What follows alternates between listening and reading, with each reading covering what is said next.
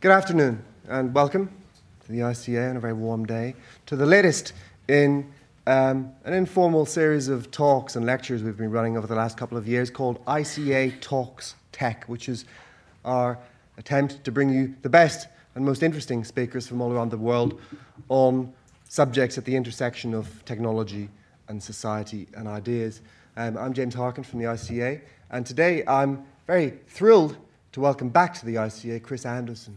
Chris Anderson, obviously one of the most interesting global thinkers at this intersection. And I say welcome back because the last time he was here to talk about a book called The Long Tail, which is a book about how, in a world where you can store things digitally and distribute them online, companies have access often to a kind of infinite storage space, an infinite back room, and how that changes the shape of customer demand.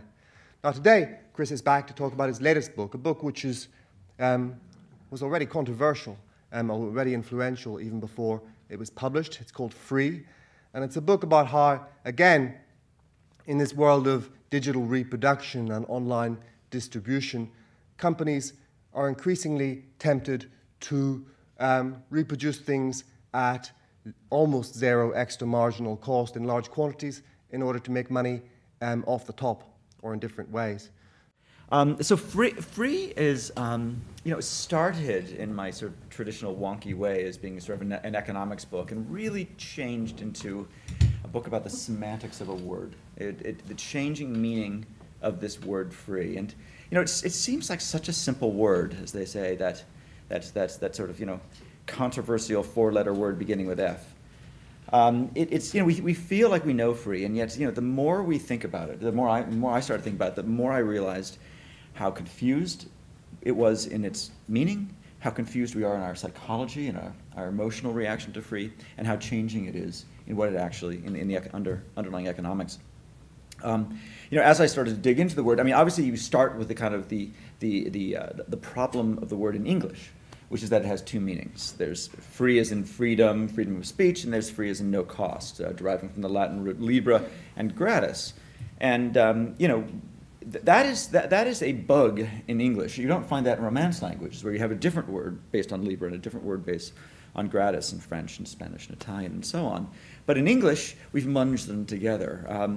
Just as a kind of a semantic aside or etymological aside, the reason the two words mean the same thing is that related to the word friend, free and friend. It's the in Old English with Norse inspirations, you had a tribal society, and it was basically divided between family members and slaves.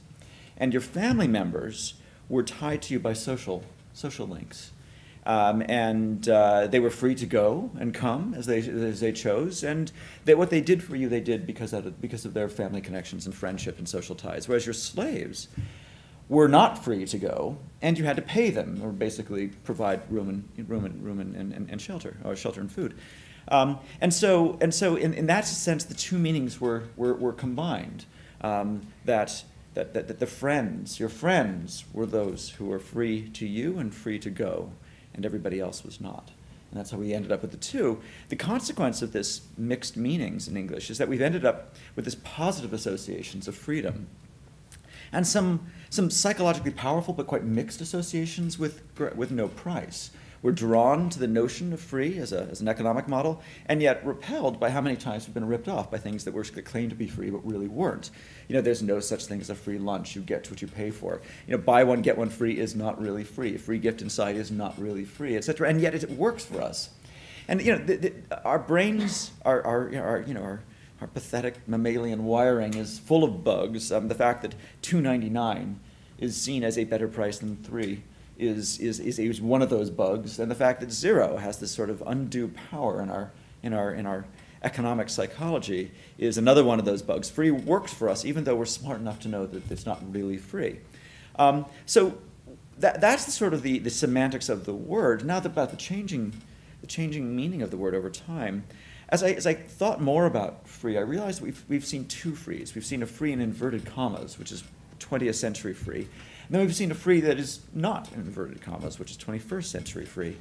Let me start with the first. The history of free as a marketing term pretty much dates to the late 1800s. There's probably some examples before that. I'm sure Apple vendors were giving out free Apple samples, et cetera. But the sort of mass consumerist use of free dates back to, most people think it dates back to razors and blades, King Gillette, and you give away the razor and sell the blades. It actually just predates that. It's the story of of jellies. Jell-O is the American brand name. In the 1890s, the late 1890s, it was the beginning of the packaged goods era. Before that, stores, we didn't have supermarkets and grocery stores, and merchants were largely selling fresh groceries, meats, and things like that, and largely in big vats and such. Towards the end of the 1800s began the first packaged goods, the first food products that came in a box. And they were largely powders of various sorts. There was yeast and baking powder, etc. And in those days, you didn't have shelves. You didn't walk along the aisles with a grocery basket and put things in shelves. You got your fresh produce, and then you asked for any box that you may want, patent medicine or something like that, it was behind the counter. So you had to ask for it by name. You had to point to something and say, "May I have Fleischmann's yeast?" So then they started looking at at jellies. Now, gelatin, as you know, is an animal byproduct. You have to boil calf hooves for hours, and it's smelly and horrible, and it's kind of a gross process to extract this gelatin. But they'd come up with a way to granulate it, to create gelatin in an abattoir, spread it out over a sheet, chop it up and grind it, and then have it as a powder.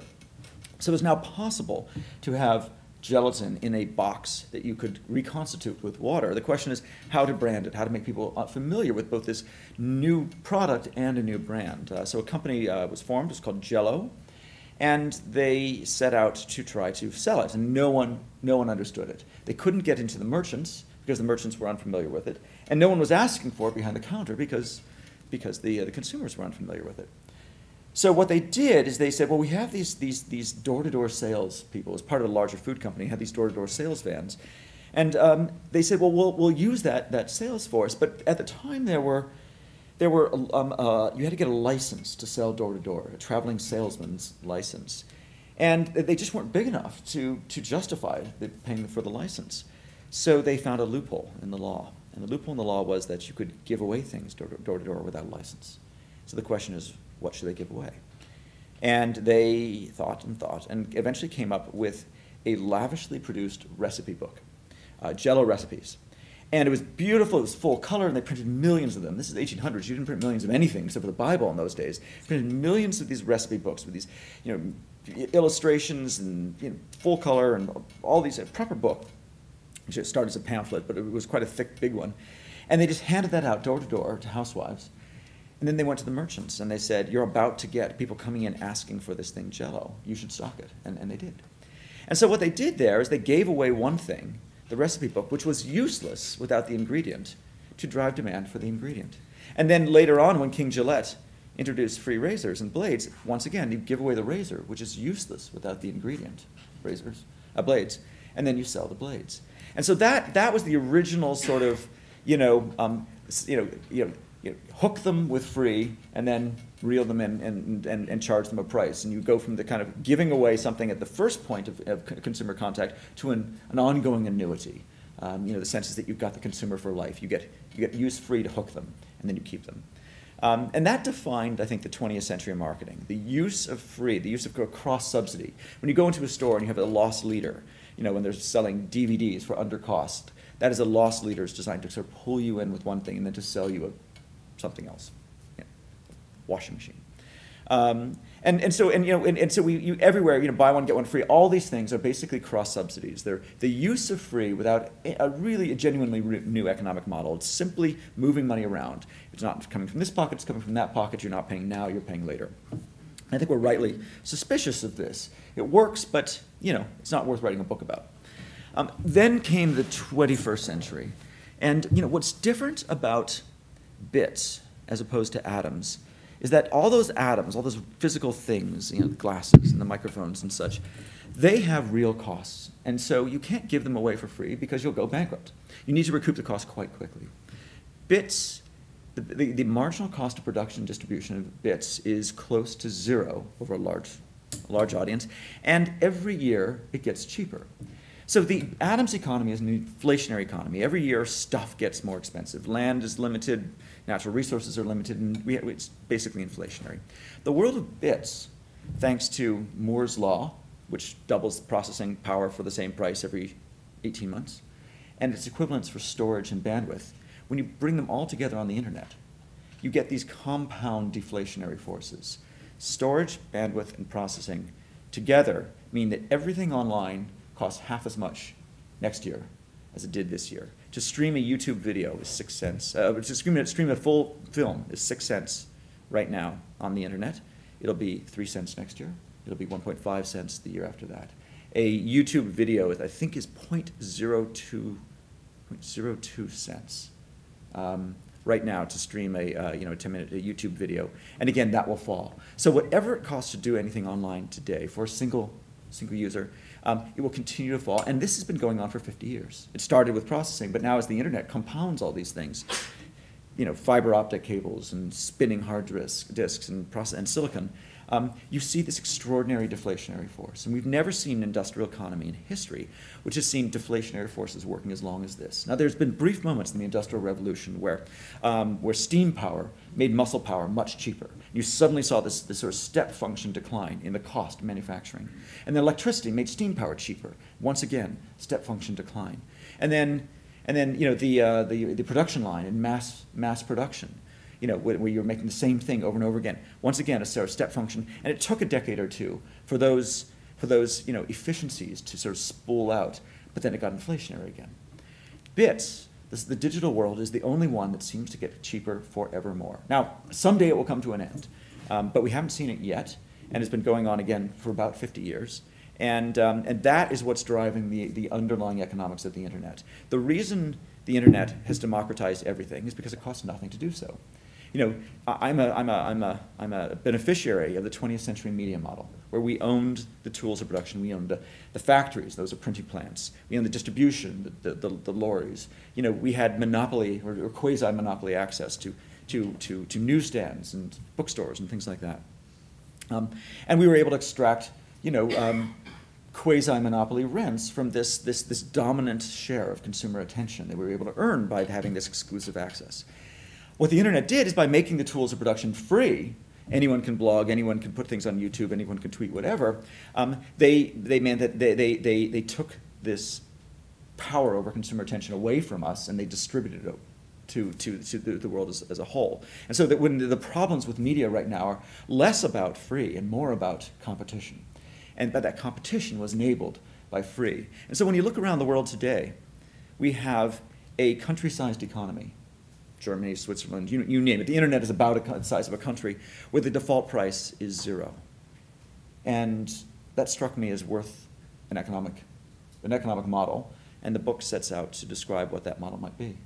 So I think at that point I've probably done my monologue long enough, and we can talk about what that might mean. Freemium versus the media versus advertising free. What's going on in the media industry? Which industries are being transformed by free? But I think I'd rather sort of take it interactive. No, of course. Can I ask one question, then I'll throw it open to the audience?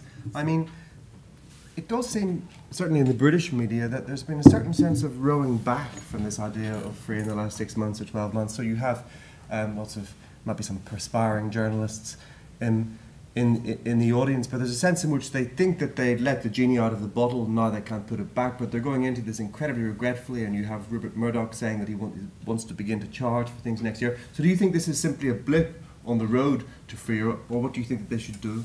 Well, two answers. One is this sort of genie out of the bottle phrase, which you hear all the time. It wasn't our genie to let out, or at least it wasn't our bottle to open and our genie to let out.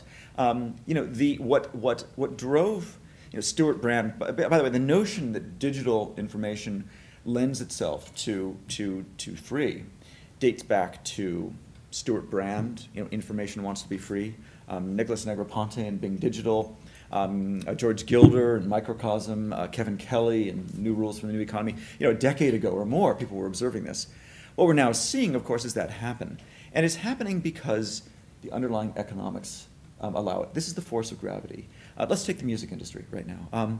The music industry, music did not become free because the industry wanted it to become free, or because it's impossible to stop piracy, although it is in fact impossible to stop piracy. It's because in the same way that water flows downhill, the bits, because the distribution, the reproduction distribution cost of an MP3 was zero. It was going to be zero one way or another. And if the industry didn't do it, people were going to do it to them. Now that started with sort of direct piracy on sort of a large scale, Napster, et cetera. There's piracy on an individual scale, just me copying your CDs, making copies to friends. There's piracy international. But basically, these are the animal forces of economics. It was because the pirates recognized that the economics of digital distribution insisted that this be free, and so they just did it because they could. And what we're seeing here is, again, newspapers became free because if they didn't, they were going to deal with infinite competition, which was free. It turns out that given a choice between sort of quality journalism on subjects that are somewhat distant to your interests, versus amateur journalism on subjects that are very close to your interest, you'll often take the close one, especially if it's free. So I think newspapers did try charging. That didn't work out very well. They will try charging again, and I think what's different between the old model charging, to get to your second question, and the new model is that when Rupert Murdoch says he wants to charge, he doesn't want to go from free to paid. He wants to go from free to freemium. Freemium is a combination of free and premium. And the Wall Street Journal is actually a pioneer in this and has done a great job. What you do is you give away the popular stuff. For example, if you go to Google News and you see a Wall Street Journal story, by following the Google News link, that story is made free. So that where the traffic is high, that's free because the advertising model can pay for it. Once you then go to more niche content on metal commodity trading or something like that, it becomes paid because there the traffic is smaller, the audience is smaller, and the audience is much more sort of focused, professionally focused on that subject, and they're willing to pay for it, become price insensitive. So what Murdoch is saying is the head of the curve, to refer to the old book, the head of the curve is going to be free, and the tail of the curve is going to be paid. That also applies over time. Sometimes the new news will be free, and the archives will be paid. And you'll see something like maybe parts of the website will be free, but the iPhone app will be paid. So I think what you're seeing is we've seen free. We've seen how far free can take us with media, and that's all mostly ad-driven. Now we've got to move to freemium.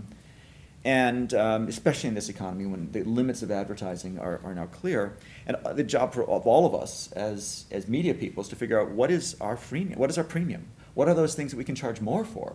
We're not giving up on free, but now we're going to start offering other things that we can charge, $20, $30, $40 for. I sort of unfortunately at the Guardian the other day I was speaking to them about it, and I used the Club Penguin analogy. Club Penguin is the games industry is one of the most fascinating industries because it's moving from a silver disc $50 model to a free-to-play online model, which is based on freemium. And Club Penguin is a game that my children play. It's free to play, but sooner or later, if you get into it, you get your free penguin, you get your free igloo. Sooner or later, you're going to want to have a better experience, kind of rise in status. And one way to do that is to get a pet for your penguin, and those are exclusive to subscribers. So my daughter then comes to me and says, "Dad, can I have your credit card, or will you subscribe for me at $9.95 a month so I can be a premium member of Club Penguin?" And eventually I'm worn down, and I'll do it. And so my analogy was for newspapers, what's the pet to our penguin? What can we charge for above and beyond what we're already giving away for free? It leads on from what you were just saying, actually, my question, which is in terms of ownership. You spoke about the 20th century model and the 21st century, and I just wondered, in terms of content, if the idea of ownership is actually outmoded now in the 21st century, or on top of freemium, is there a way that the content creator can retain full ownership, or if we have to forget that idea completely? Yeah, it's a great question. So I really do not have a prescription for the world on this one. I can tell you what I do. No, actually, I can't tell you what I do. I can tell you what I do when I'm free to do what I want to do. So by day, I work for Condé Nast, and that's copyright controlled, and we will prosecute people who don't protect our copyrights. I also write for Hyperion, and there's a subsidiary of Disney, and we protect copyright there. By night, everything I do is free, and I don't in my personal life believe in protecting intellectual property rights. I give away all my intellectual property for free. I think I license it under some Creative Commons, but to be honest, I don't care. You can have it, you can use my words, you can do what you want. You don't even have to credit me, frankly. I just don't care. I just want my words to have an influence out there, and if that influence is diffuse, and if all my ideas are sort of remixed and mashed up and turned into somebody else's ideas, I'm totally cool with that. And that isn't only just my written words, but also my code, my printed circuit boards, all of our designs, everything out there is free. So I don't believe in charging or protecting intellectual property. That said, I wouldn't tell anybody else to do the same. I think each one of us has to make our own decision. What's best for me? If the best thing for me is to liberate my ideas, to get out there. And by the way, I was told that The Long Tail was the most pirated business book in China in 2007, which delighted me no end. Because I honestly was not intending to put my children through college on my Chinese royalties.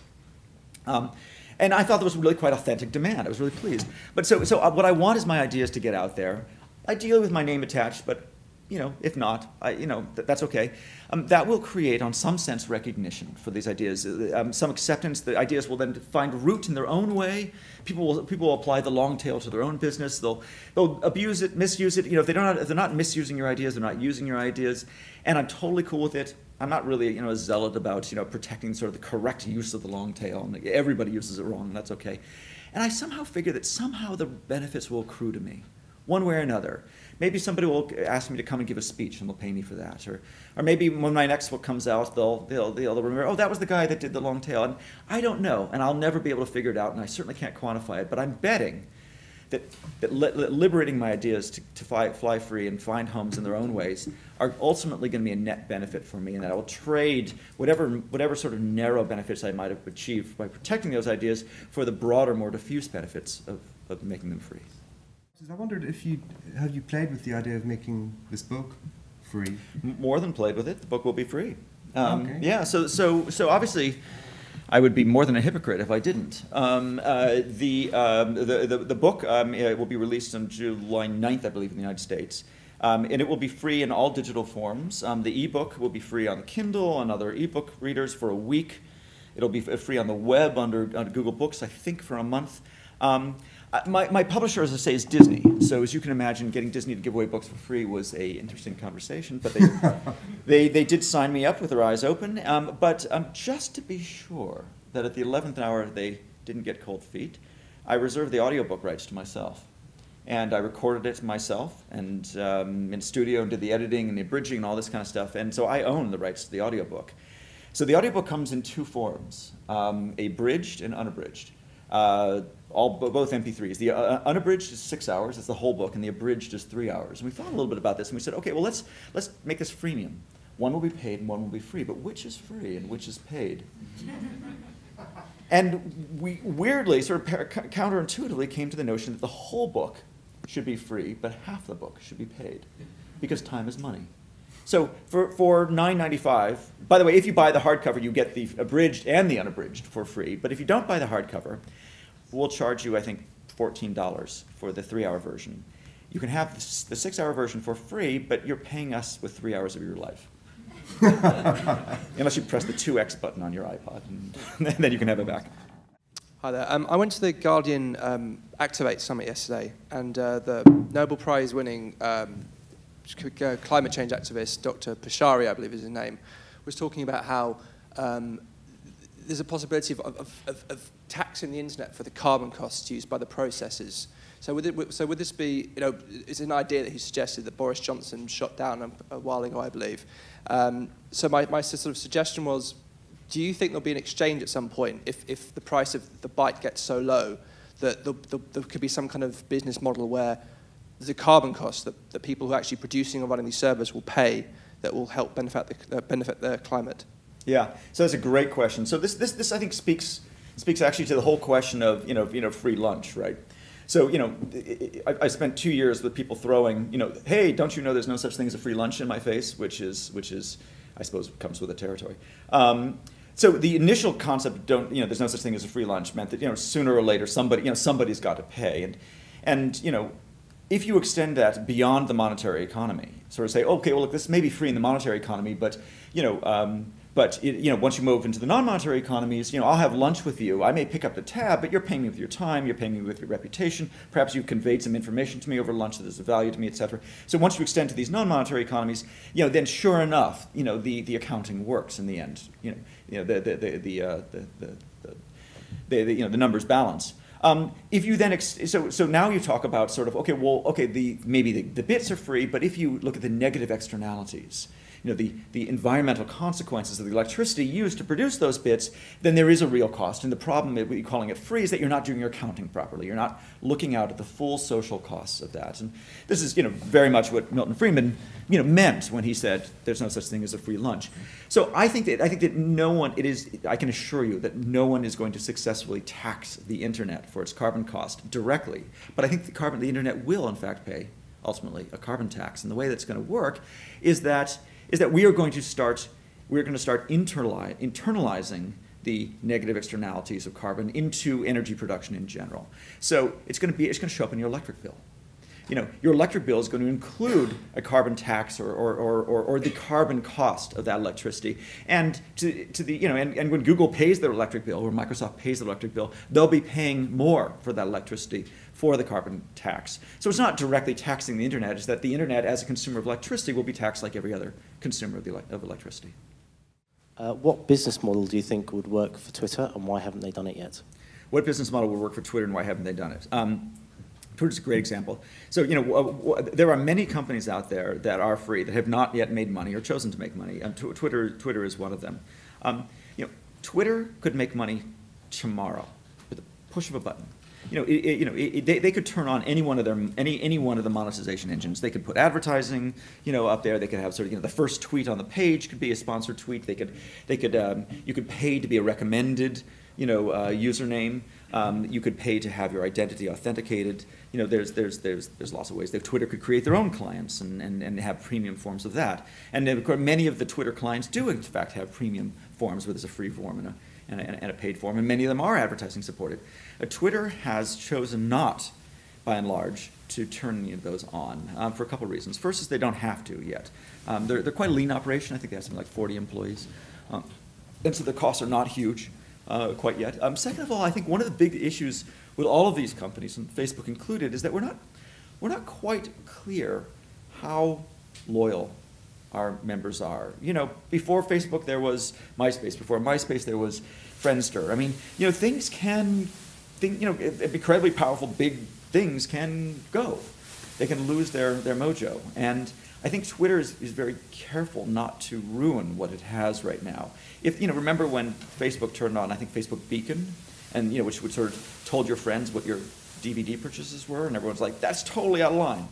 That's abusing the trust. Well, that again, your relationship of trust with your users, especially in free services, is a little hard to quantify. With paid services, it's pretty clear. They paid to use you, and it's probably a contract on which that was formed. With free services, it's a little unclear how loyal they are, and so I think that free companies tend to be quite conservative in turning on their revenue models, especially freemium ones, because they don't want to break that relationship, or they don't want to find out. I mean, some of them are scared to find out just how many people would pay.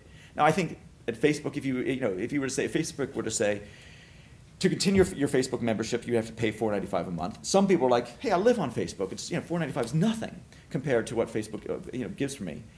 But others might not. And maybe the newcomers would choose not to go for the $4.95 service and instead go for another one. So I think it's a scary proposition. And if Twitter were to introduce a freemium model that put up a barrier to entry to Twitter usage, then maybe that magic would disappear. And so I think they're being rightly careful. But there are plenty of those things, including the ones I just mentioned, that they could turn on and become profitable tomorrow.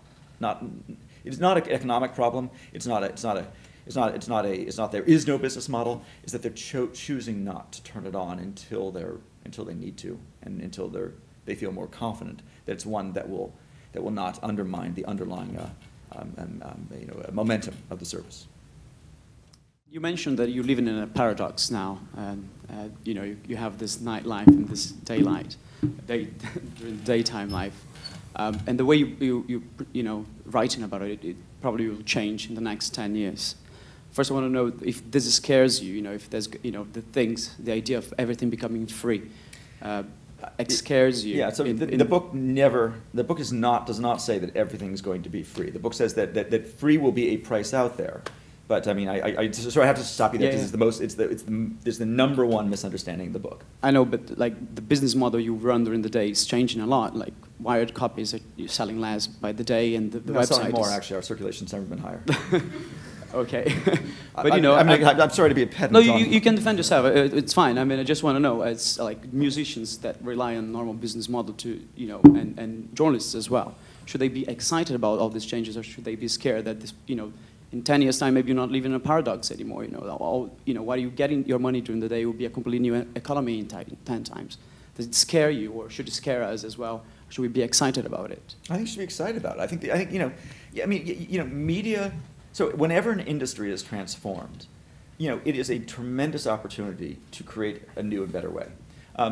Take the music industry, for example. I mean, we have equated wrongly the music industry with the labels. We've assumed that the labels were the industry, when in fact, what we're seeing is, of course, the industry is this ecosystem that starts with the artists, ends with the fans, has touring and merchandise and licensing. Apple's a very big part of the music industry. Every part of the music industry, I think I'm saying this with confidence, every part of the music industry, with the exception of the sale of recorded music, is doing fine. It's growing. If you include Apple in the music industry, you could argue it's never been larger. But the labels, the selling of the recorded music, are suffering. So musicians who have decided to not let the interests of the labels dictate their approach with their fans have been very successful. Radiohead being a perfect example. Radiohead said, well, okay, we're not just in the selling the CD business. We're going to be name your price, the box sets, the MP3s of various forms, the touring, the licensing, the book, the videos, the works, and it was very successful for them. It may not have benefited their label, but it benefited Radiohead. And I think that as musicians start to, some use free, some don't, but as they start to recognize that free music is the free in the freemium equation, whereas a tour is the premium, and that you use your free music to create a fan base and recognition and awareness and celebrity, and then turn that into money in your own way, whether it be touring or licensing, or in the case of China, and I've got a chapter in the book about China as the future of free, where the musicians have given up fighting piracy. They allow the pirates to be their best marketers, and then they use the celebrity created by the pirates to do things like, they do endorsements, product endorsements, and store openings, and tours, and business, and business gigs, etc. Now, maybe that's not the idealized form of being a musician, is going on television ads, but they do make a living at it. And the point only is that these are exciting times when industries are in reformation. And you're going to see journalism and media and music all fine. We will reform. We will reform under ways that most of the people in the room will find a place in. But they're not going to be along the same models. And I think that thinking about what the pet for our penguin is every day is a really healthy exercise. And it would only scare me if we weren't doing it. I'm afraid that's a good way to finish, but that's all we have time for. If you could do stay around and buy a real-life and sensuous, unabridged copy of Free, which is available directly outside this room. Thank you very much, Chris Anderson. Great. Thank you. Thank you.